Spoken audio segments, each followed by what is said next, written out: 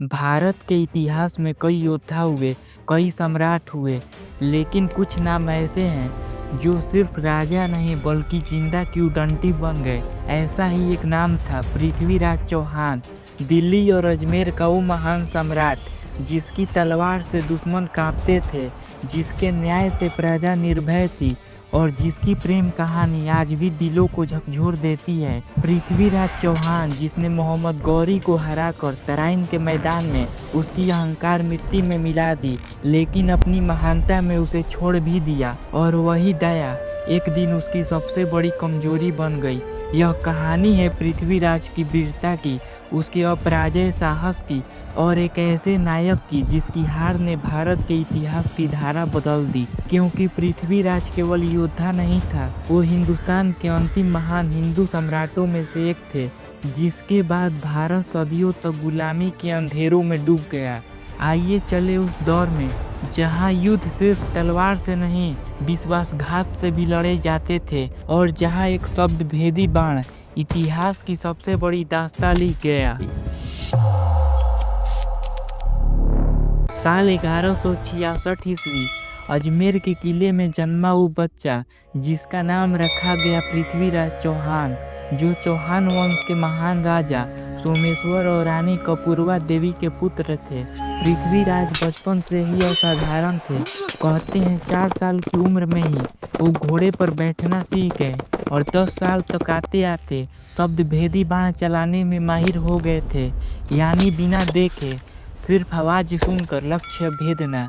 उनकी शिक्षा गुरुकुलों और योद्धा गुरुओं से हुई, जहां उन्होंने युद्ध कौशल, रणनीति, संस्कृत और धर्मशास्त्र में गहरा ज्ञान पाया। लेकिन बचपन में ही उनके जीवन में एक बड़ा मोड़ आया जब उनके पिता राजा सोमेश्वर का देहांत हो गया और सिर्फ 13 साल की उम्र में पृथ्वीराज को अजमेर और दिल्ली की गद्दी संभालनी पड़ी।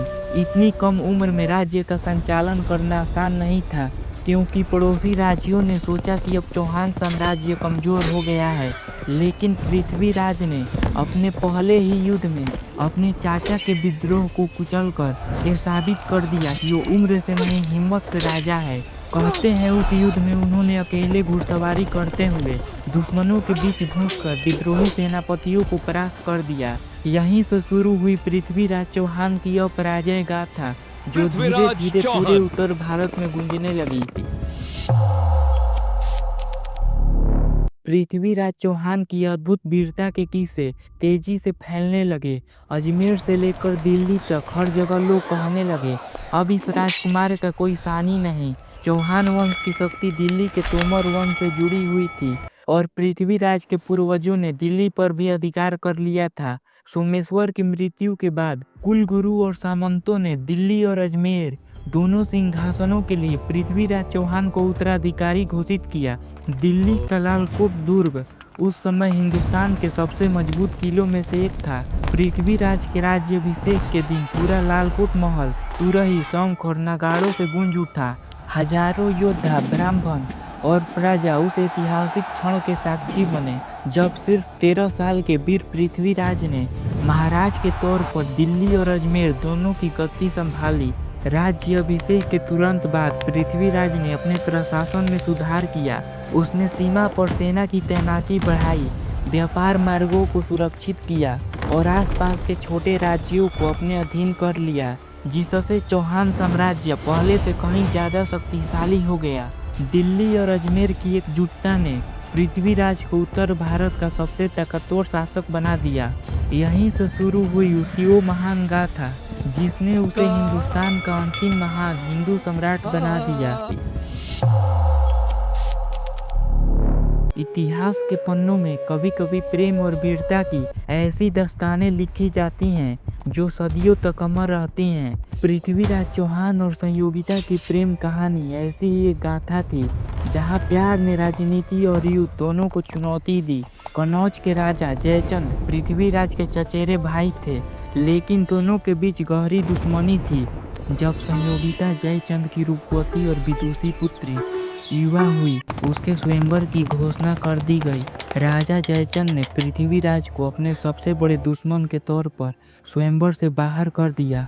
और अपमानित करने के लिए उसकी मूर्ति दरवाजे के चौकीदार के रूप में स्वयंवर सभा में खड़ी कर दी। लेकिन कन्नौज की राजकुमारी संयोगिता पहले से ही पृथ्वीराज के शौर्य और रूप पर मोहित थी।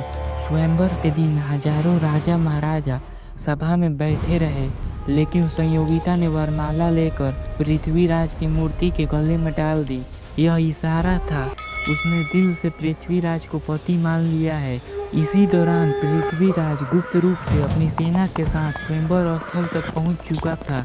संयोगिता के वरमाला डालते ही वो संयोगिता को घोड़े पर बैठाकर कन्नौज से अजमेर की ओर बिजली की रफ्तार से निकल गया।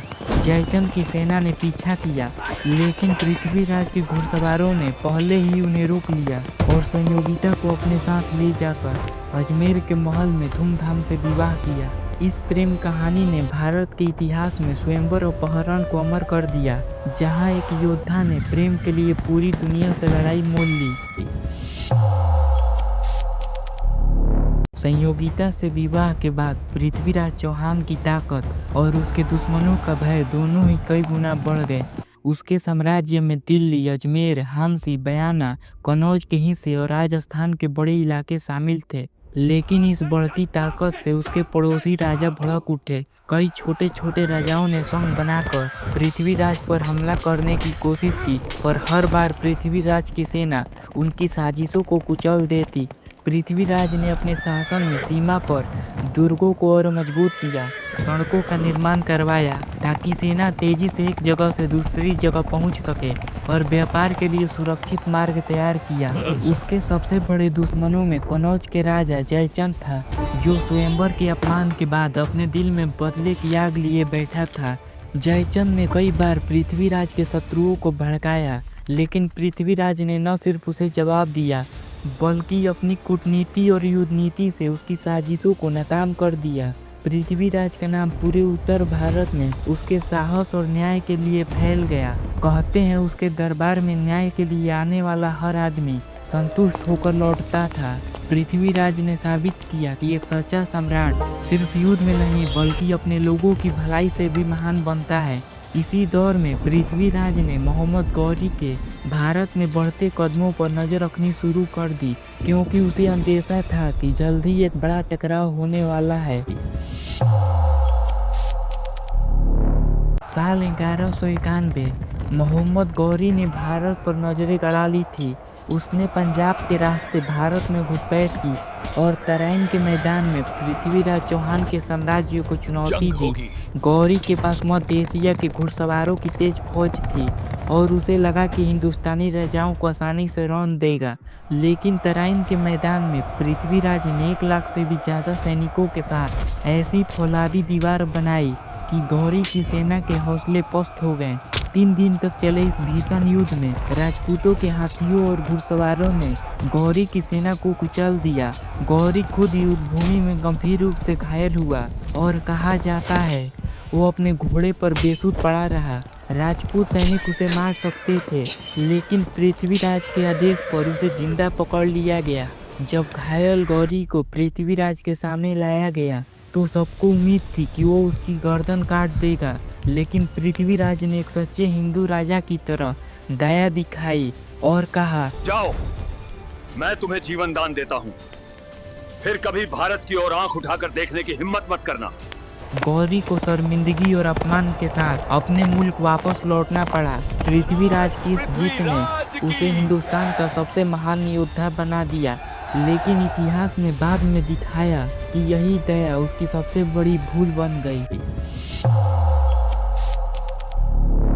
तराइन की हार के बाद मोहम्मद गौरी अफगानिस्तान लौट तो गया, लेकिन उसके दिल में अपमान की आग धधक रही थी। उसने कसम खाई, अब की बार भारत जीत कर ही लौटूंगा, और इसके लिए उसने भारत के भीतर से ही पृथ्वीराज को कमजोर करने का षड्यंत्र रच डाला।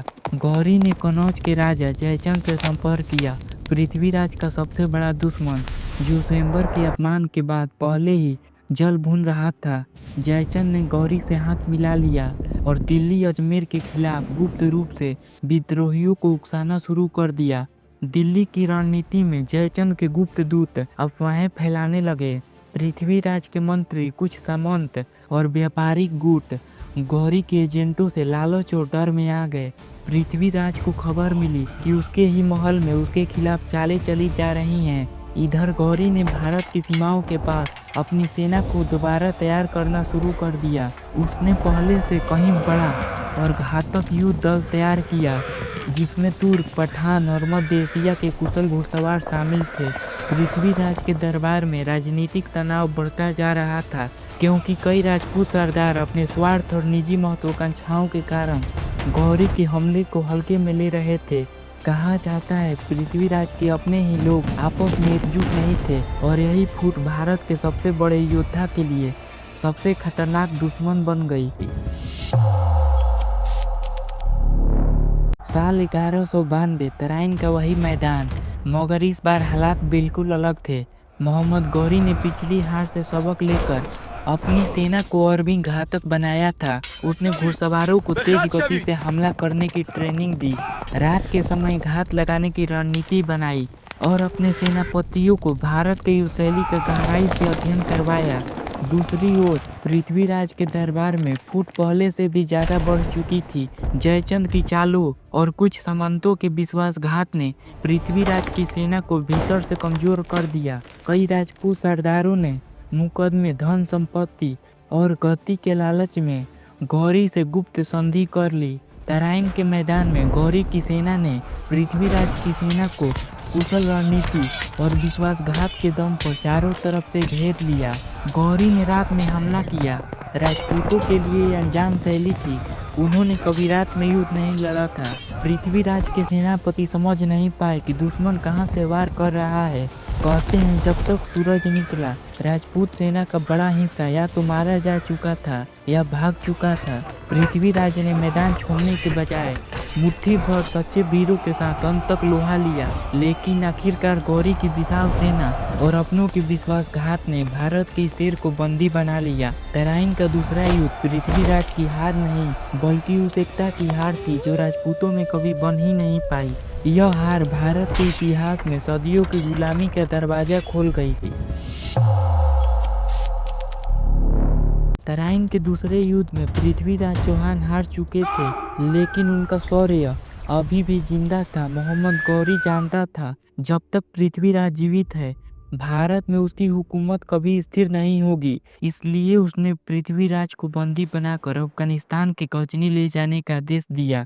कहा जाता है जब घायल और बंधे पृथ्वीराज को गौरी के दरबार में पेश किया गया तो गौरी ने अपमानित करने के लिए उसके चेहरे पर थूक फिकवाया और लात मार कर कहा, अब देख हिंद का शेर कैसे मेरे कदमों में है। लेकिन पृथ्वीराज की आंखों में डर नहीं, आग जल रही थी। गौरी ने प्रतिशोध में उसकी आंखें फोड़ दी ताकि वो अंधा होकर जीवन भर अपमान का बोझ ढोता रहे। गजनी ले जाते हुए पृथ्वीराज के साथ उसका परम मित्र कवि चंद बरदाई भी चुपचाप गया। कहा जाता है चंद बरदाई ने अपने कविताओं में पृथ्वीराज के दर्द, अपमान और अदम्य साहस को अमर कर दिया। गौरी के दरबार में अंधा पृथ्वीराज खड़ा था, लेकिन उसके दिल में अब भी अंतिम बदला लेने की ज्वाला धधक रही थी। उसने चंद बरदाई से एक ऐसा मास्टर प्लान बनवाया जो इतिहास की सबसे अद्भुत घटनाओं में से एक बन गया।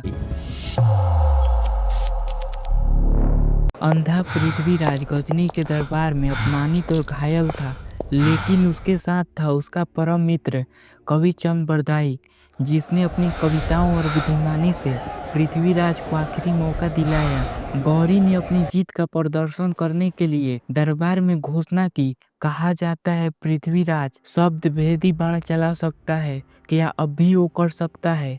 चंद बरदाई ने मौके का फायदा उठाया। उसने पृथ्वीराज के कान में फुसफुसाया, राजन अवसर यही है, गौरी की जगह और दूरी बताऊंगा, आप शब्द पर बाण छोड़ देना। चंद बरदाई ने कविता में गौरी की दूरी बताने के लिए शेर पढ़ा, 4 बांस 24 गज, अंगुल अष्ट प्रमाण, उस पर बैठा सुल्तान है, मत चूको चौहान। जैसे ही चंद बरदाई ने संकेत दिया, पृथ्वीराज ने अपने आखिरी संचित साहस को समेटा, धनुष पर बाण चढ़ाया और आवाज की दिशा में शब्द भेदी बाण छोड़ दिया। बाण सीधा जाकर गौरी के सीने में लगा। उसने चीख मारते ही वहीं दम तोड़ दिया। कहा जाता है गौरी के सैनिकों ने बदले में पृथ्वीराज और चंद्रबरदाई दोनों को तुरंत मार डाला, लेकिन ये आखिरी तीर इतिहास में अमर हो गया क्योंकि यह दिखाता है कि यह अपंग शरीर के बाद भी अखंड साहस कैसे जीता है। पृथ्वीराज चौहान की मौत के साथ भारत के इतिहास में एक युग का अंत हो गया।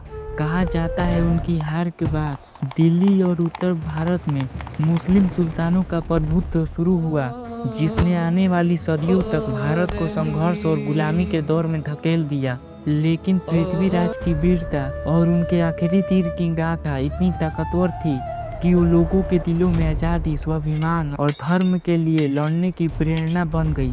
भविष्य के राजपूत योद्धाओं, मराठों, सिखों और 1857 के विद्रोहियों ने पृथ्वीराज के साहस को अपनी ऊर्जा का स्रोत माना।